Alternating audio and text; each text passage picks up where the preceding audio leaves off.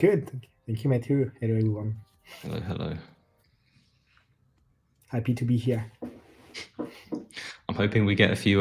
There's been a lack of super-based questions recently, but I'm hoping the stars align. And now, since you're back, it will just be pure super-base. For sure.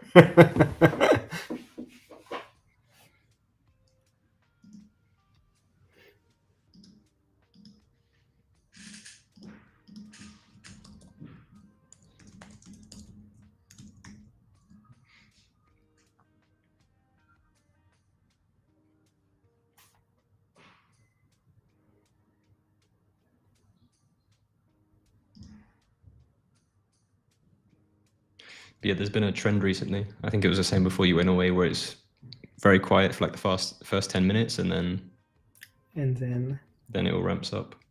Okay.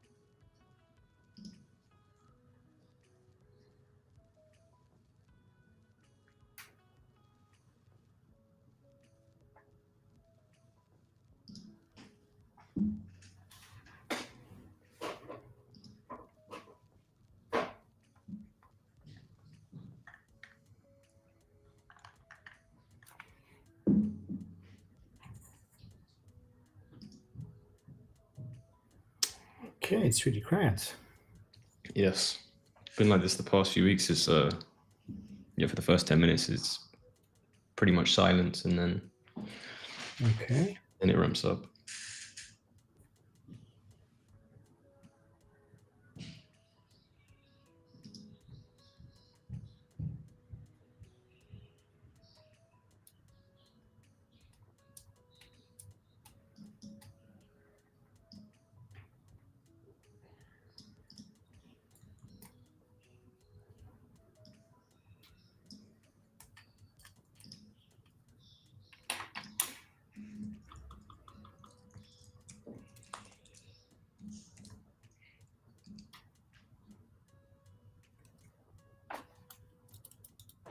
Ah, someone's joined us. Abby has joined us. Wow. Hello, Abby. How's it going? Can you hear us?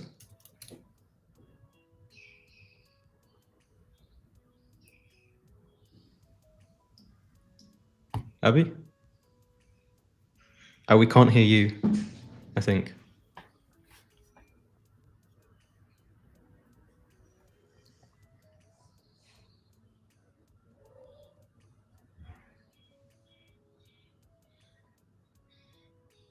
We still can't hear you, unfortunately.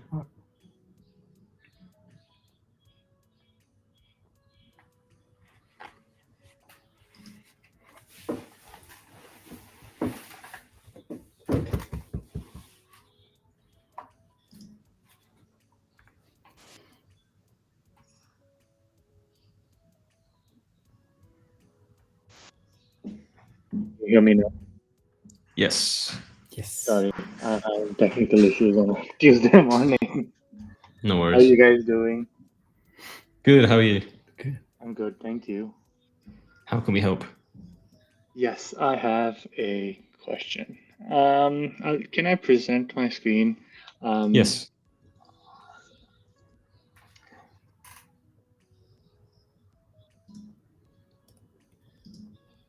I was playing the YouTube video in the background.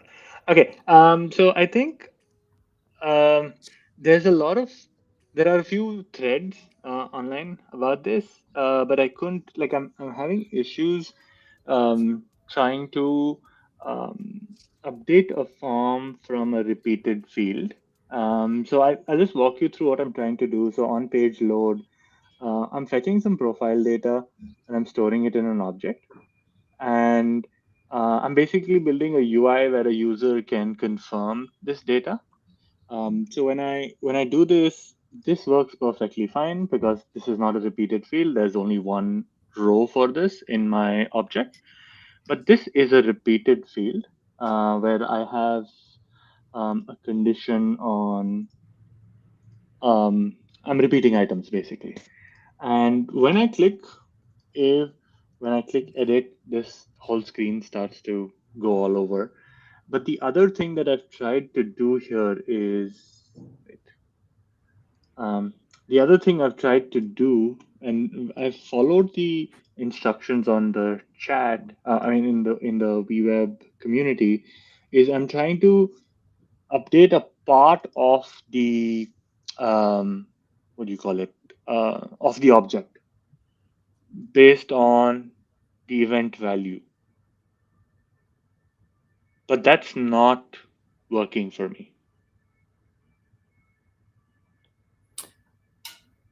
Yes. I think so. I think straight off the bat, I think the issue might be the way you're trying to update the variable there. So Okay, you were choosing the path. correct. So you have this, and this is just looking through the array, and then for the value, could you click on the value property? Yeah. Set key value. And so is this the object that's returned? Does it actually have the updated field that you want? So it's updating the company field, and right now it's empty because there's no value. Okay. Correct. And And when I do it live, like I see the variable change, but when I close the browser, this is not being reflected. what do you mean by when you close the browser? I'm sorry. I meant like okay. So when for example, if I were to edit this, let's say SS, right? So I see that if you see here on the lower left, it says the variable has been updated, right? Mm-hmm. But say I close this, yeah, we'll discuss how do I get rid of this next. But once I close,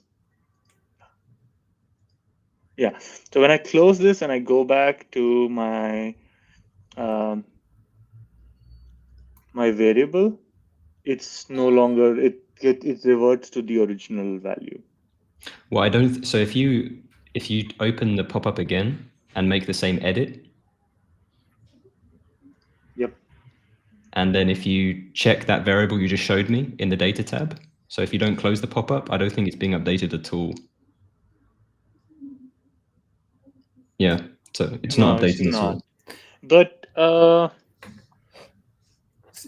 it's the being path, updated here. I think the path was wrong because the path should be a string with dots inside, and I think the output was an object. But before going there, could you just show us the workflow to open the pop-up before on the item, on the repeated item? Could you show us how you open that pop-up? Oh yes. So for this pop-up, so basically I have this. Let me close this quickly. Okay. So this is the repeated item. Within the repeated item, I have the trigger and the model, and then this is how it opens. Okay. Yeah. It's a former model, right? It's not the It's the old dialogue. It's the old dialogue. Yeah. Okay. Sorry, it's the old dialogue. Yes. Yes. So I think this is just the issue for the pop-up. It's not related to the variable. Okay. But yeah, so I suspect the reason that you have that flickering is because you use this dialog element.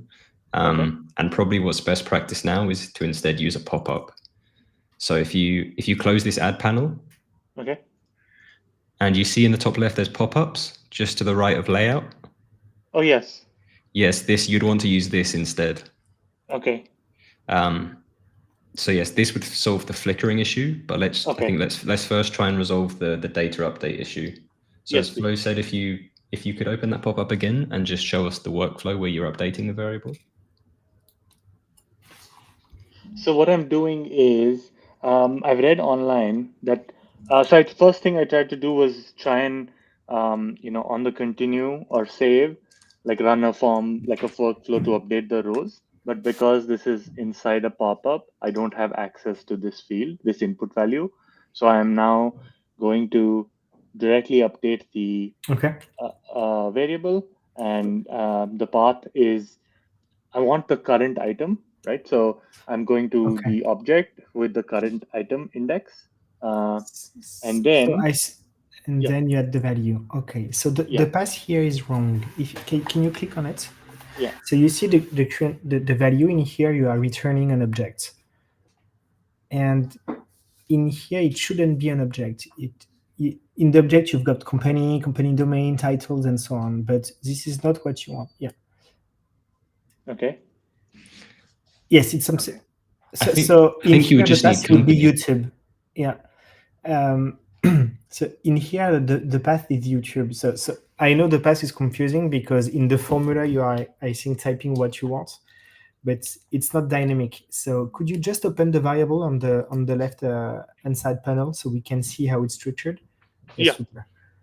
So this, right? So I'm now in experience, the first object, and I want to update this company name. So you wished, okay. So the path here is experience bracket 0 dot company. Okay. Correct. So could you remove this, and we need to type in this should be displayed on the current value. The current value you want is experience I don't remember, bracket 0 dot company. This is what you want. So we need to output this. So between strings, let's just let's type in this. So could you remove this? So, sorry, one question. So I am if you look at this is confirm profile data dot experience, and instead of hard coding 0, I've put in index data dot company. So this should be doing the same, right? No, because it's going to return the value in here, and you don't want the value. Oh, okay. You want the path. Sorry. Okay. The value is below. Yeah. No worries at all. It's confusing. The first time you are doing that, it's always like this. So you need to remove this. Okay. And instead of typing, in here you need to type. So really experience, if I remember correctly, experience. So between quotes. Yeah. This. So no, you should not type it. It should not be like this. It should be a string. Oh, it has to be a string. Okay. Yes, it has to be a string. Sorry. Okay. So in here you're typing experience. Okay. Okay, and then you want to update the first. So it's bracket, and then so you really need to type in bracket. Okay. So the first one, just the first to open it, and then plus. Here you need the index. Okay, super. Plus, you open a string again. You close the bracket. Okay, super. And now just before, yes, you got it. So you see, this is the path in the current value. This is what you want. Okay. You want to put the value into that path. Okay. And then in that case, the value is just event value. Yes. I don't need to reference it. It would just be yes, exactly. Yes. So this is the confusing part with partial update, and now it should work if you try it. Okay, let's see. So could you check the value now on your variable? Oh, awesome. It That looks works. Okay. correct. Amazing. Okay. Thank you. Okay. Awesome. Okay. I have a follow-up question. One second. I wrote down all my questions somewhere. Let me look it up. So the other thing is, now say like, so for example, here in this case, I have, um, um, sorry. Okay, so now I have, let's say, two of these, right? Um, so I have one position here, I have a bunch of other things. I would like to add, let's say, if a user says, oh, I want to add one more work experience. In that case, how do I go about doing that? Um, do I create like an empty object and insert the object at the end? Or how do I just do that? Because I'm really not super clear on that. Yes. Do you want to take it, Flo, or? I can, but it sounds correct to add an empty object. Yes, it's Okay. Ideally, you don't want the object to be empty, but with default values. So you can Okay. have something displayed in your UI, and then you Okay. can update it. The one tricky part about this is you couldn't just, like if you update an array variable, you can choose the option add to end. The tricky Correct. part about this, because it's an array inside of an object, Mhm. you would have to do as you did. So you would have to update the path. You just update the path experience. Okay. But for the value, you would have to get the current array of experience and then Correct. add an empty object to the end of the array. So for the value itself, you wouldn't only want to return the new object, you would have to return the entire updated array, including that empty object at the end, if that makes sense. Oh, so you're saying basically just replace all the experience, but include the first pieces in it. Yes, you'd want to return the existing experience array, but with just an empty object at the end. Okay, with an empty object in the end, and then similarly in the UI in the modal, I just update the event based on this. Okay, sounds good. One follow up to that. Let's say if I were to add it on the data side, I know I create an empty object and I add it to the existing array. On the UI side, how do I? So you're saying when I click up add new experience, if I add a new object, it'll automatically show up in the UI because it's a repeated field, and I don't need to Yes. build like extra UI for it. No. Exactly. Okay. Yeah. Okay. It's reactive. Awesome. Well, Okay. one thing to note is that you would have to add an empty object, but for it to appear correctly in your UI, you might need to also include the fields. So instead of just having an empty object, it would be an object with the fields. I can't remember all the fields, but there was company and different fields. Correct. You might want to include those fields, but just make Yep. the values of the fields empty instead of just an actual empty object. If you Yeah. see what I mean. Yeah. Makes sense. No, makes sense. Yeah. So basically, I just recreate all this again and But with empty values. with empty values, with Yeah. nothing. Okay. Or default values, as you prefer. Yeah. Yeah. Default values. One last question. The date picker, this is a date, but I'm choosing like a month and year format because it's like work experience. I tried using the date picker, but none of the available options worked for me. Is there any recommendation on how to use date picker? They should work. When you say it didn't work for you, as in there was a problem in the actual UI when it tried to open, or there just wasn't something that covered your use case? So I think I couldn't bind it to my value.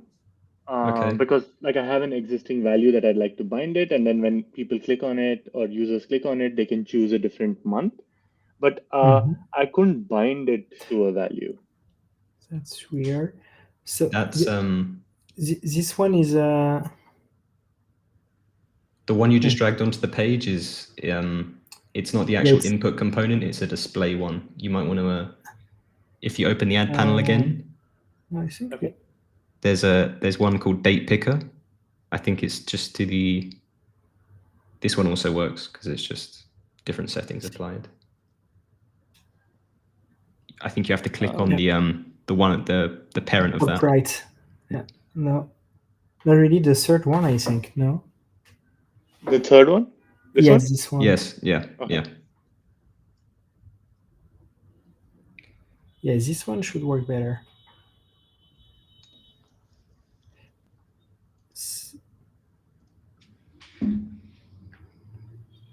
So this is just the text in here. I think you don't want to bind the placeholder. Could you go to settings? This one. No, so you see on the left, on the layout, it's the placeholder. You selected the placeholder, and you need to select instead the element. So why do we have that many things inside? Okay, yeah, I see it. Okay, format here. Yeah, here you are. I can change this. Okay, and then in settings, if you go to here, if you go to the second column, so the second tab, sorry. Oh, yeah. Here, and I guess in here you should have init value somewhere. Yes, just in the selection part. Yeah, selection part. Yeah, okay. Init value, and okay. this is where you should bind the dates. Yeah, here you are. Oh, okay. Awesome. Thank you. And this one, you've got many options. So normally you should find what you want. But okay. Let's see if it's not the case. I'll check it out. And normally it's also more beautiful than the standard one. So okay. It should look better. Awesome. Thank you so much. One more question. Let me just check if I got all my questions. Okay, yeah. So last question. I think I'm having issues reusing components across pages. Oh yeah, this issue is weird. So you should definitely take a look to the pop-ups. I guess it would work a lot better for you. Yeah. Especially for this use case. So I don't know if you have the documentation, Matthew. Maybe just to. I did look at pop-ups. The problem is I'm having issues like reusing them across different work streams, like different like parts. But yeah, so like for example, this alert. So I created an alert on a different page, and I made it a component, and I set all my styling on the initial page, but I'm not able to. None of those styles got incorporated here.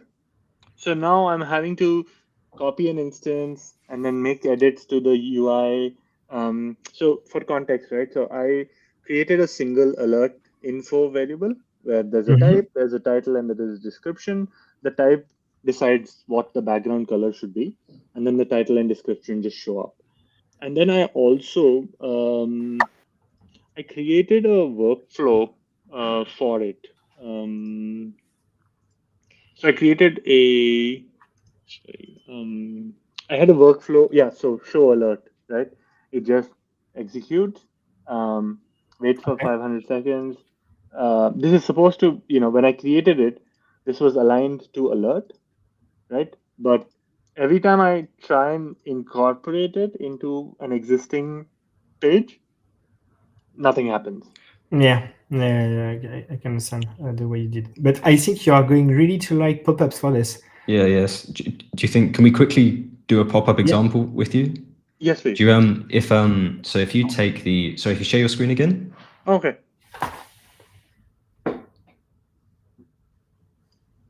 Okay. If you open that alert section that wasn't working in the layout tree. Yeah. And yes, if you open this, and if you copy the alert container, so if you just right-click it and copy it. Okay. And if you go into pop-ups, and you already have an alert, we can use this one if you aren't already using it. I'm not using it, no. Okay. But we can use it, yeah. If you close this and then you open it, just so we can see it. Okay, there it is. And then is this what you want? You want like a notification in the bottom? Correct. Cool. If you press edit in the top right. Yep. And now if you open the layout tree back up on the left-hand side.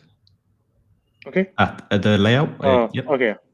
And now if you expand this, and if you click on alert container and paste, if you right click alert container and then press paste, and if you get rid of the existing one, so the top one, Yeah. so we just have your one. Okay. And then I guess that's because you have content inside of it that's you need to bind Yeah. bind that before, I guess, just to check. Or maybe it's bound to the variable you created, right? yes. Yeah, it's bound to the variable. Yeah. What were the fields in that object you created? Was it like title, description, or It's just alert info type, alert info. So the variable is this. This is the variable. type, title, description? Okay, cool. What you can do Yeah. Sorry, I'll let you go on. is on the right hand side, Yeah. if you click onto the first tab, you can add props for this. So there's already title and description by default. So I suppose the only other one we'll want is if you add a new one and call this type. Okay. And then create this. And this will be a bit of a nuisance at the initial part, but if you go back into your bindings now that you have in the alert container, you'll just want to change all of the bindings so they use these properties instead of the variable that you created. Okay. So yeah, the title, So description, and then the would be exactly, alert title. Okay. Okay.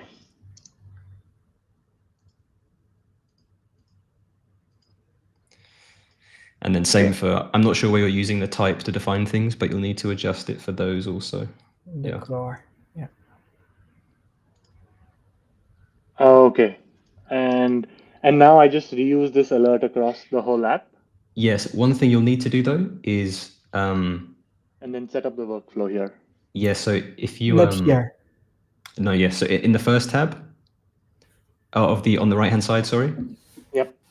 You've got different things. So we have properties, we have data, and we have actions. And so any workflows, you'll want to define them here. At least if it's for the entire pop-up. So one workflow you will want for this, because what you were trying to do was show it, and then after 5 seconds, I think it was hide it, right? Correct. Yes. What you'll need to do for this is you'll need to create a workflow and then change the trigger to on mount. Okay. Yep.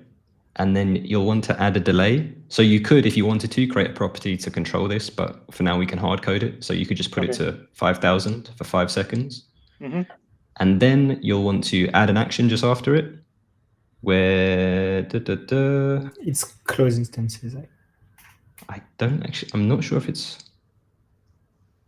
close all pop-ups. No, you'd want to close the instance. Close instance. Nope. This might be a nuance of it. Could you just close this? Sorry, the workflow builder. Mm-hmm. And then if you click onto the workflows tab, so the very far right one, and if you create your workflow here, and if you just add an action, I just want to make sure we haven't. If you type in instance, I just want to make sure you can't do it here. Okay, you can. I'm not. Yeah. So if we missed this. if you and then put this to unmounted, sorry, and then yes, and then if you now delete it, that's time delay. Sorry, yes, you're right. Yeah. Sorry, yes, and now if you go back and delete the one you initially created, so this is one niche use case where to close the instance you'll have to do it there. And so now if you have a workflow where we can test this out, and if you want to basically open this pop-up, pass in the data, and it should work as expected. I don't know if you have somewhere where we can test it. Yeah, we can try this. Close this. We forgot to add also a workflow on the cross. Yes. So you want to edit the pop-up again and just add a workflow on the cross to close this. Yes. And here it's close instance. Close this instance. Okay. Okay. So now preview, and then here it should just be open pop-up. Yeah. And then you can choose it, and then you'll be able to define whatever properties you want to pass in.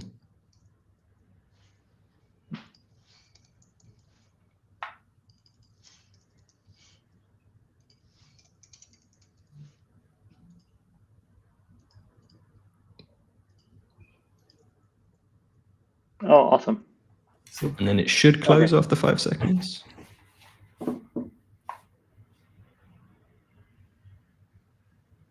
There we go. Okay, awesome. Thank you. Okay, I did. Thank you. This is super helpful. I think I'll spend a little more time about reading up about pop-ups, because the documentation I saw was like at a really high level, and I Okay. didn't understand most of it. So I'll try and find maybe like a YouTube video that explains it.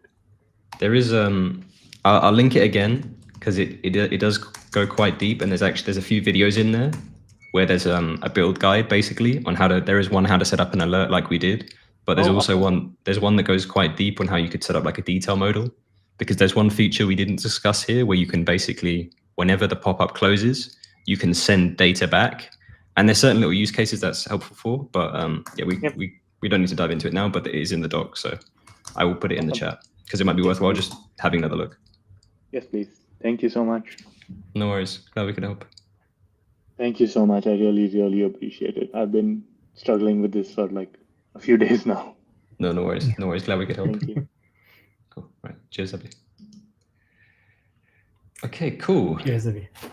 The next person that joined us was Steve, who has a lot of super-based questions. So get ready, Flo. Oh, yeah. Hi, hey, Steve. Can you hear us? Hey, yeah. Can you hear me? Yes. How's it going?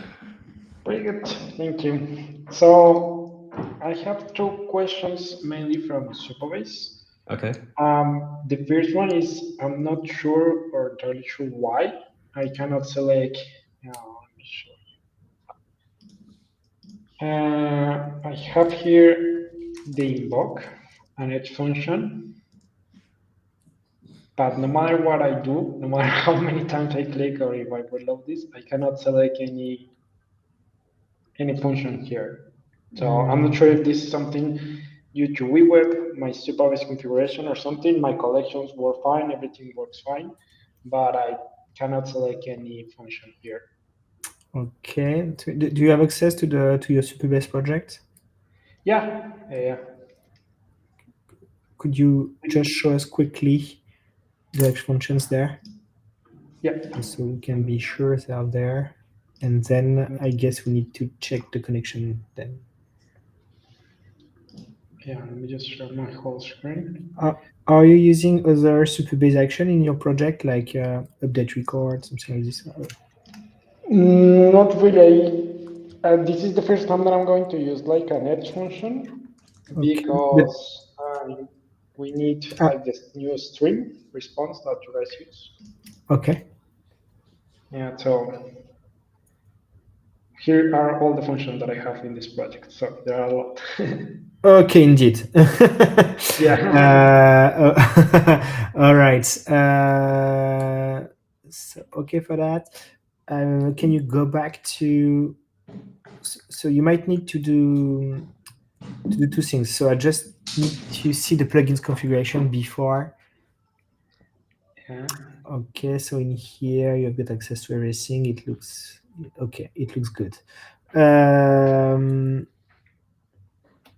So normally you should see them. This is quite weird because sometimes we have issue when we execute them because you might need to add cores into your add function to make it work, to summarize a call from the front end. So I don't know if you've seen that in the documentation.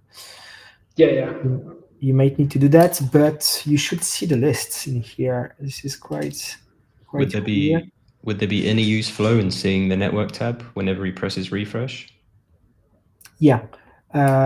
Could you open the console in here? Do you know how to do that? Yeah, super. Yeah. Okay, great. Do you want me to hit refresh? Yeah, just on the action. If you click on invert X function, can you click the refresh button here? Yeah. Okay. Unauthorized.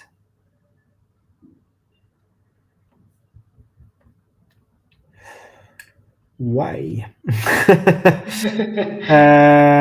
So your project is just telling us you're not allowed. This is quite weird. In your Superbase connection, when you connected it, you might need, you need to allow some things. So if you go back to the plugin, Yes. here and you go to Superbase, you might need to reconnect your account and authorize X functions in here. So you might need to disconnect. I cannot do it because I'm not like the owner, because this is a client project, but I can. Yeah, so I think you might need to ask the admin to reconnect and to authorize X functions. I think this is the issue. Okay, so I'm going to just ask them to do it and let's hope that it works. But if they reconnect everything, it's not going to unbind anything or unbind the collection or anything like that, right? It's going to be the same thing. Can you say that again? Yeah, if they reconnect the account, everything that I already have, like the collections and yeah, no worries. It will work like before. Okay, awesome. Okay, that's question number one. Probably that's the solution. And question number two is, do you have any recommendation in how to share the login between two different projects in WeWeb? Because they have like this is their client portal, and now they want like a admin portal, so they don't want to share the same project in WeWeb for both portals. But what they want is to basically go to any of those and log in with the same Supabase connection, and they don't have to pre-log in again in another project. So I'm not sure if you have any input there how to do it, or it's something that I need to investigate with Supabase or something like that.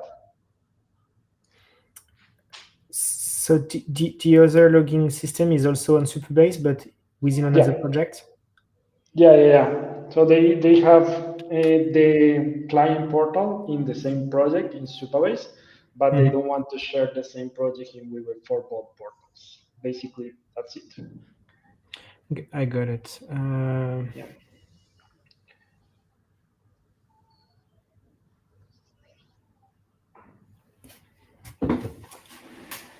So the quick answer is no. That's a nice one. The quick answer is no, because you can have only one auth plugin in your project. But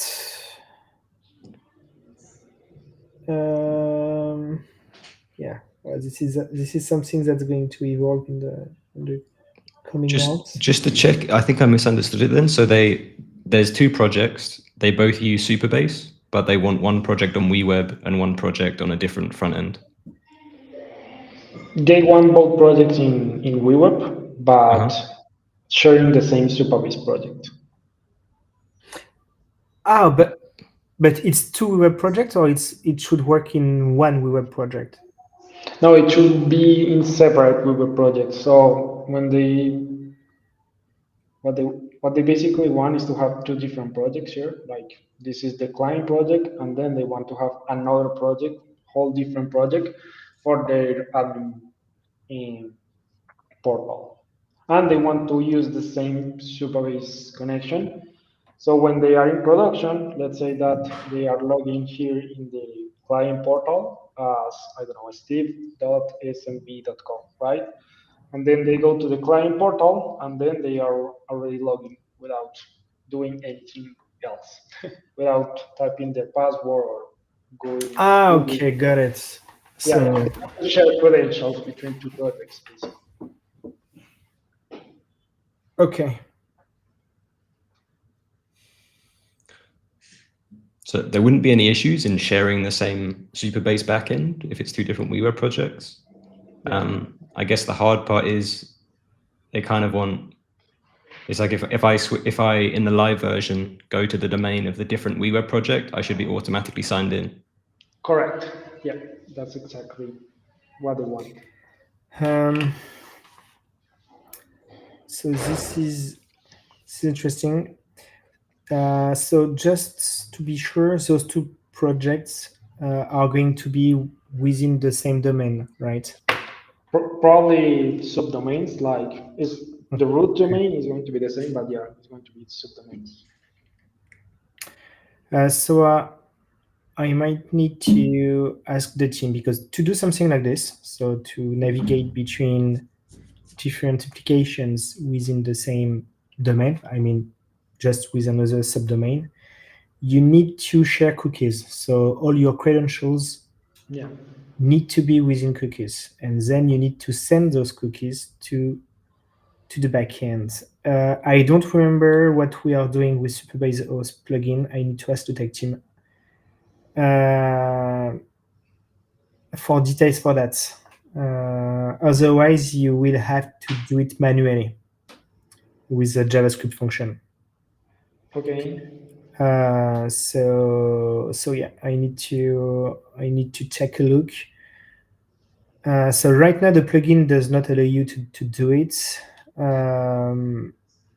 but I need to ask the tech team to know where the credentials are saved. If they are saved in the cookies, we might find a way to quickly tell you how to do it without having to do some custom code. If it's not the case, you're gonna have to do the logging part yourself, meaning you won't be able to use the action login with Superbase, that you have. You're gonna have to do it with JavaScript and save then the credentials in the cookies. And then on every action you're gonna make to Superbase, you're gonna have to send the credentials. So you have a checkbox normally to do that. You need to send the credentials. Sending credentials, it means that it's going to send all the secured cookies automatically to the backend, and normally this should work. But you might also need to check out in your edge functions how you do that. Yeah, so it's a bit of work. It's not that simple. Anton said in the chat, and I haven't used Auth0 too much, so I'm not too sure if it would work, but he said you could use Auth0, and potentially that would share the auth among the domains, but I'm not too sure. Okay, got it. I will take a look, and Flo, thank you if you can ask the team if there is any simple way to expose that. If not, I will move that to custom. Yeah, otherwise another way to do it it's to do it through no,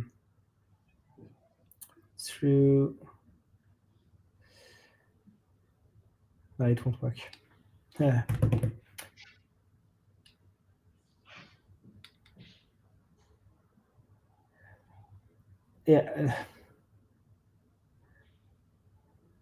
This one is not secured, because the other idea was to save the login information into a secured cookie and then log in by default when you send, but it's not secured, so it's not a good idea.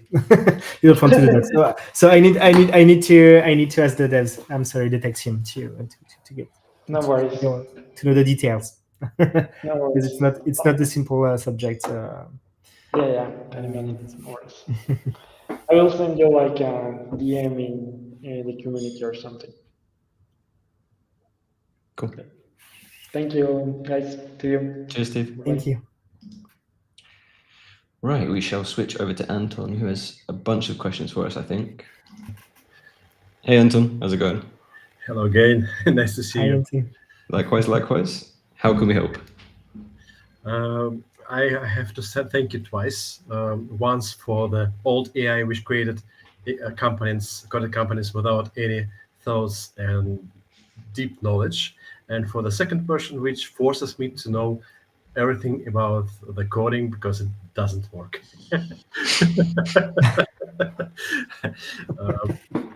But I wanted to know how to bind absolute path.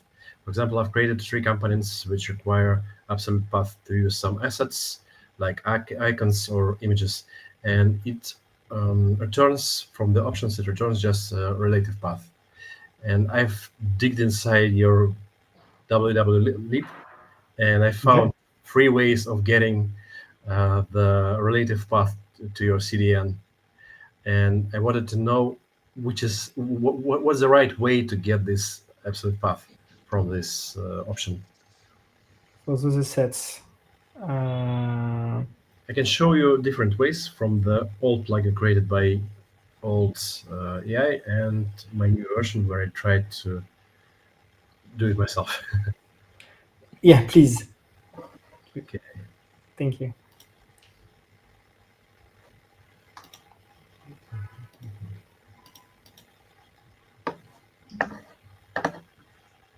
So I updated. So thank you, Matthew, for your component, which knows which direction it should open. This one. I remember this was a while back. Okay, cool. It's working nice. Yeah, and I have added some icons, and I've added a search box. This is super. But if you ever want to put this on the marketplace, I never got a chance to actually properly do anything with it. But this is super cool because this isn't something that we have at the minute, unfortunately. So this would be super cool on the marketplace if you ever get the time. I'll try to find a way to show it on the marketplace, but I didn't find it yet.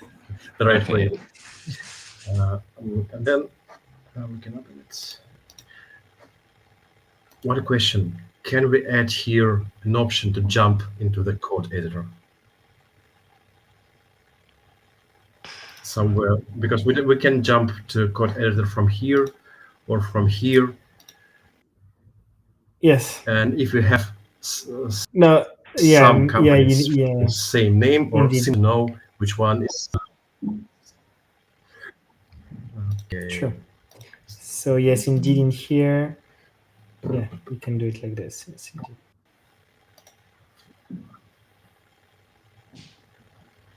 And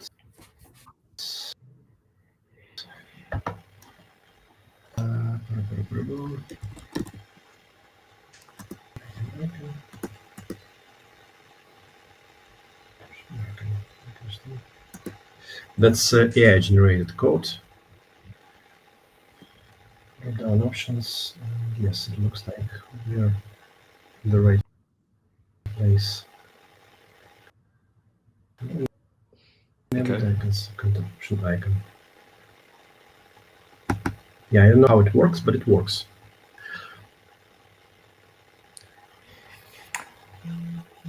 Icon HTML. With a function or what is it? Const icon HTML. Reference.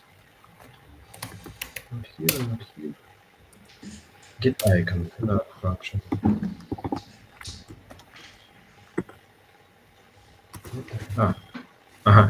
Library use icons. It uses this function. Use icons. Found something different. Can't remember what. Okay. I used it another element.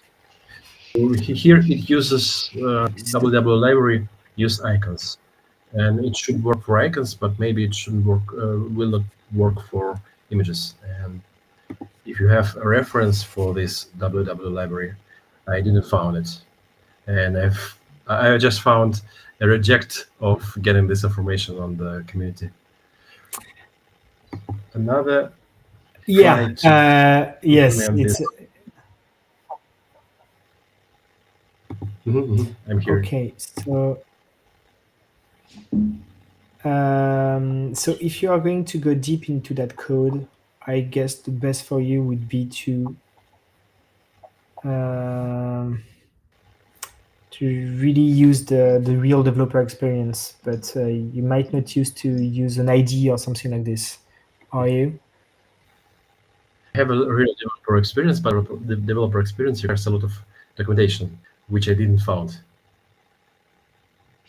So the best thing for this right now, Anton, is probably all of our components are open source. So I put a link in the chat to the GitHub, where you can every single element that we've put into the editor, you can see the code for it. So for this specifically, I'm not too sure, but it would probably be best to look at some of the recent components that use icons and see what the devs have used to basically allow for the binding of icons, because I'm honestly not too sure. Yeah, exactly. But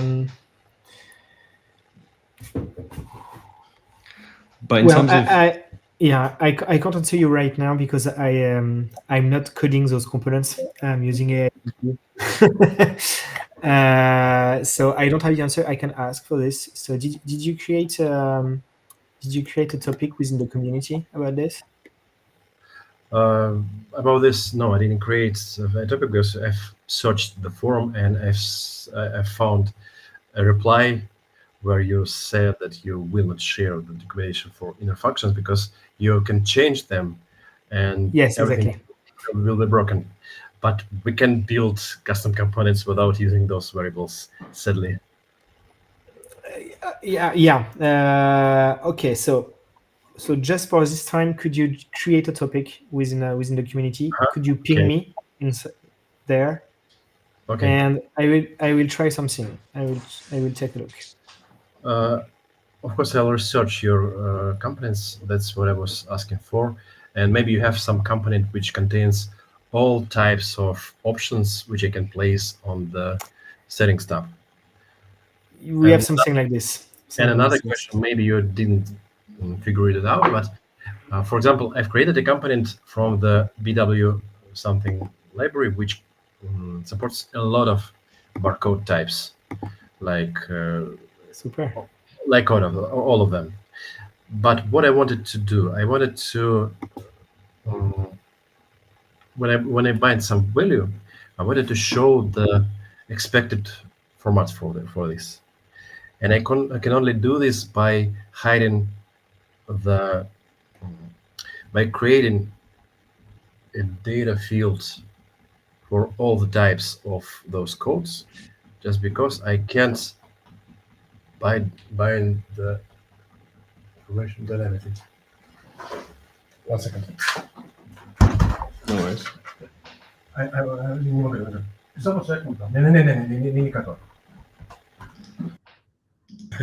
I'm sorry. No worries. Landlord knocking the window. My question is, can I set some tooltips or expected format tooltip dynamically? So when I change the type of the barcode, can I show another expected format? Good question. You could definitely customize the tooltip. I don't know if you could customize it based on. I've tried, maybe but Flow? I'm not sure. I think this is something that you need to do in the config file. So that's why it's a GS file, but I'm not sure of it at all. I'm sorry. I won't have the answer. I've tried to use a logic which is used in the hiding of the component option, but it didn't work. It shows the result of the function. So I think the only way I can implement this is by creating separate fields for the input for each of the type, and then binding this tooltip for every text field for every type, and showing this tooltip and input for every type. I need to ask you. I'm not sure this is feasible by default, but we may have a trick for this. Yes, and also, Anton, just so you know, there's I don't know if you've experimented at all, but you could also use Cursor or Claude Code or like one of the AI generation tools to create the custom components, and it's pretty useful. The plan is I'll create some kind of video around this towards the end of the week. So if you aren't familiar with it, you could get started with it, because it should hopefully resolve a lot of these issues. A lot, but this after updates, it ignores the context, in my opinion. So it doesn't read the AI.md before creating something. And when I try to say something like create more items, it recreates using another library, just rewriting all code. That's why I was posting on the forum when you posted the update information, update notice. Okay, yeah. We have a new .md file with all the instructions you need. So I think we are going to share it later this week. So with what Matthew said. So you're gonna have all the like the documentation you wanted. You're gonna have it into that file. Okay, thank you. So I think it should help. The last question you maybe can help me right now is the question about the supervised roles. So I'll switch the project. I love superbase rules. I'm not sure they left us.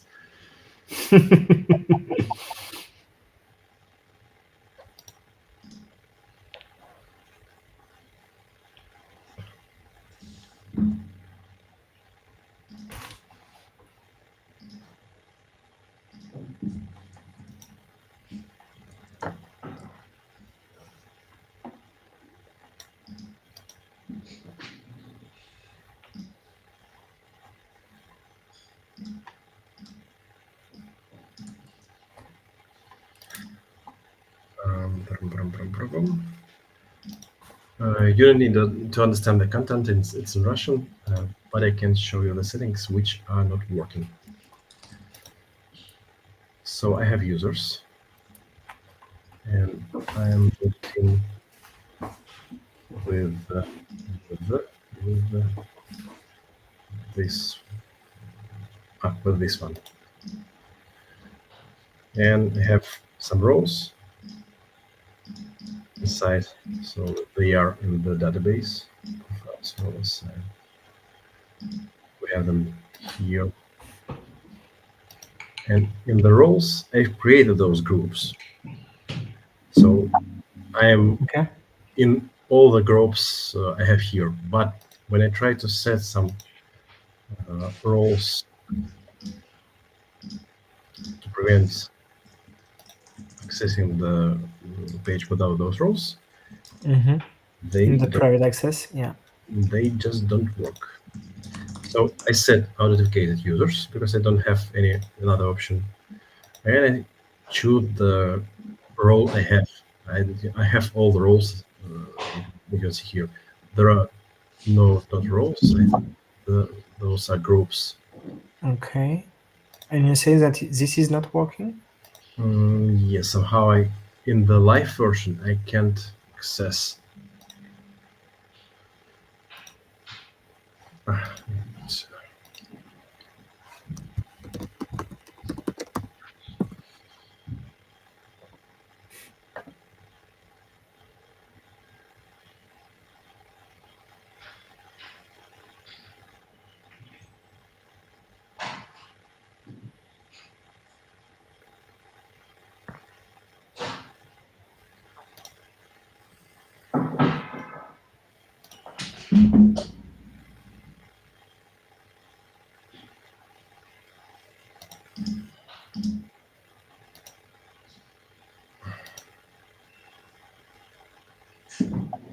Okay, let's wait.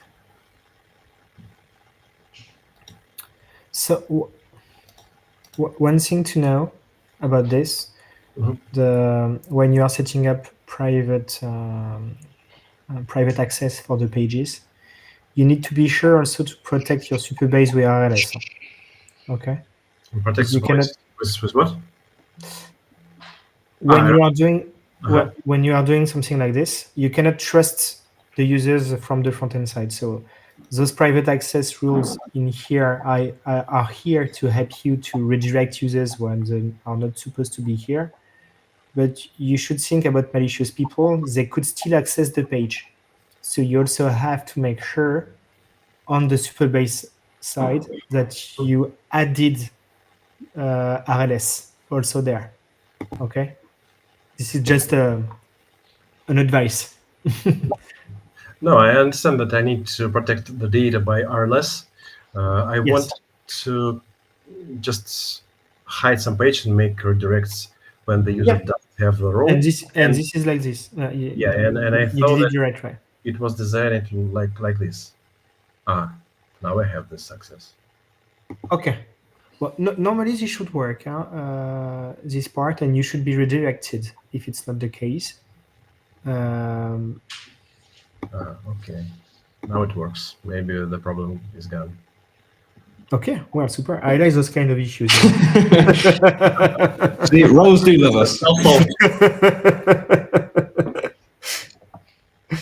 Okay, I've created all the topics which weren't answered in the community. Yeah, and I will definitely take a look to the components and like Matthew said, is working on a documentation about coded components and a way to do it with other AI tools that you could use to do this. And so in that regard, we created a .md file with all the rules and all the things you can do with AI. Yeah. And if you have some instruction how to export my components into Marketplace, could you please share a link into the YouTube chat? Yes, that's a good point. I will. I'm not sure if we have a direct instruction of how you could set it up, but let me just check. Because if we don't, I can quickly describe it to you because it's not overly complex. It's easier if I describe it and then I'll try and find the Marketplace documentation. But so basically on the Marketplace, if you just type in a different tab, Anton, WeWeb Marketplace. I don't, if you, do we have a link here somewhere? I'm not sure. Marketplace and then. I can do it like this. Yes, very true. And then if you click the link in the top left, so if you just click Marketplace in the top left, you can submit a template or you can submit a library. So a template will basically be the project, and if you close this, see the way. So there's templates and there's libraries. So if you wanted to upload a component, you could either upload a template and that would upload the entire project, or you could do it as a library. For a single component, in truth, I think it's kind of up to you. But you could do either. Library would share obviously the library of the project, whereas template would upload the entire project so someone could copy the project to their workspace. So you could do either for a component. But how? I can see any selection box. So whenever you create a profile, you'll then have the ability to choose a template or a library, and then you can just select whatever you want from your project. So if you choose a template, you'll be able to select a project from your workspace, or if you choose library, you can then select which project you want to upload the library of, if you choose library. Thank you. Then it's so simple, then you can submit it. Thank you. No worries. Cool, super. I look forward to it. Sweet. Okay. I think that's. Yeah, we're out of time, and thank you again. I'll leave. No worries. Cheers, Anton. Cheers. Thank you. And just very quickly, I want to Eric left a question in the chat, but he had to dip. I just want to answer his question because he said he would see the recording. Because I don't think the chat will exist whenever you see this, Eric. I don't think it's there for the recording. So I can't put a link to the documentation, unfortunately. But basically, can you see my screen okay, Flo? Yes. Cool. In the documentation for the data grid, Eric, there's this section in filter configuration called defining custom language. What you can basically do is copy this entire thing. And then in the data grid settings, you can set the language to custom. And then you can bind that entire object here. It's because there's so many fields of the object. In truth, I think it's a bit more readable if you do this in JavaScript. So you can just put return and then paste in this big object. And this lets you customize every single language field of the data grid. And one of the language fields you can customize is, I can't remember what it's called. Here we go, no rows to show. So you could change this to whatever you want. So if I change this to nothing, try again. With the data grid, you'll just have to re-render it for the change to take effect. So for example, if I just do this, you can see now it's updated to what I set it as. So that's how you could customize the text for the data grid. Cool, right, I think that is us for the week. Thank you so much everyone for joining us. We are here every Tuesday, 6 to 7 p.m. Central European time. And it's good to have you back, Flo. Welcome back. Thank you for joining me. Thank you, Matthew. Cheers, everyone. Cheers, everyone. Have a great day.